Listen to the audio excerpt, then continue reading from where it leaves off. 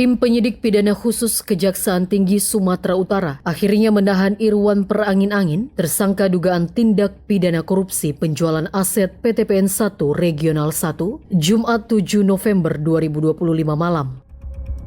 Irwan Perangin-Angin sendiri merupakan Direktur PTPN 2 periode 2020 sampai dengan 2023 dan klaster pertama pihak PTPN menyandang rompi tahanan Kejati Sumut.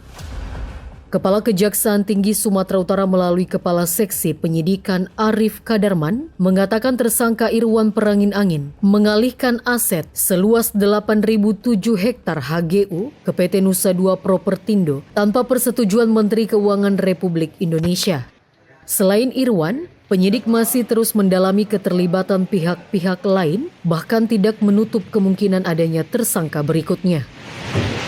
Hingga Irwan ditahan, 65 saksi telah diperiksa, termasuk mantan Bupati Deli Serdang yang diduga terlibat skandal penjualan aset PTPN 1 Regional 1 ke pihak Ciputra Land. Untuk itu, selama 20 hari ke depan Irwan Perangin-Angin ditahan di Rutan Kelas 1 A Tanjung Gusta Medan, menyusul 3 rekannya Kepala BPN, Askani, Abdul Rahim Lubis dan Direktur PT Nusa Dua Propertindo, Iman Subakti.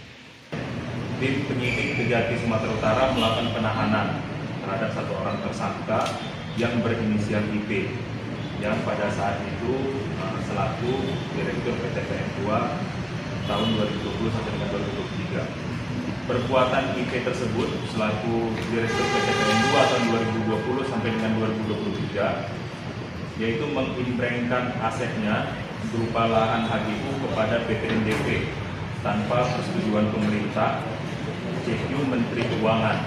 Perbuatan tersangka dengan Direktur PT NDP, Kepala Kantor BPN Wilayah Sumatera Utara periode tahun 2022 sampai dengan 2025, Kepala Kantor BPN Kabupaten Deli Serdang tahun 2022, dan Kepala Kantor BPN Deli Serdang periode tahun 2022 sampai dengan 2025 telah menerbitkan sertifikat HGB atas nama PT NDP tanpa memenuhi kewajiban kepada negara. Perbuatan tersangka mengakibatkan hilangnya aset negara sebesar 20% dari seluruh luas HGU yang telah diubah menjadi HGB. Ditemukan bukti permulaan yang cukup dan diperoleh setidaknya 2 alat bukti atas perbuatan tersangka tersebut. Dan terhadap tersangka dijerat dengan sangkaan melanggar pasal 2 ayat 1 subsidiar pasal 3 junto pasal 18 Undang-Undang Nomor 31 Tahun 1999 tentang pemberantasan tindak pidana korupsi, sebagaimana telah diubah dengan Undang-Undang Nomor 20 Tahun 2001 tentang perubahan atas Undang-Undang Nomor 31 Tahun 1999 tentang pemberantasan tindak pidana korupsi junto pasal 55 ayat 1 ke 1 KUHP.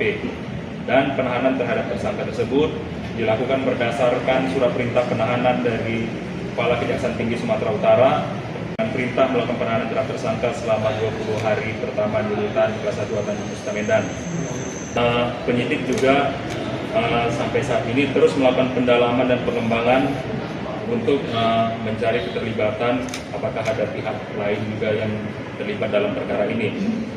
Ada indikasi nggak melibatkan dari Kementerian BUMN pada saat itu?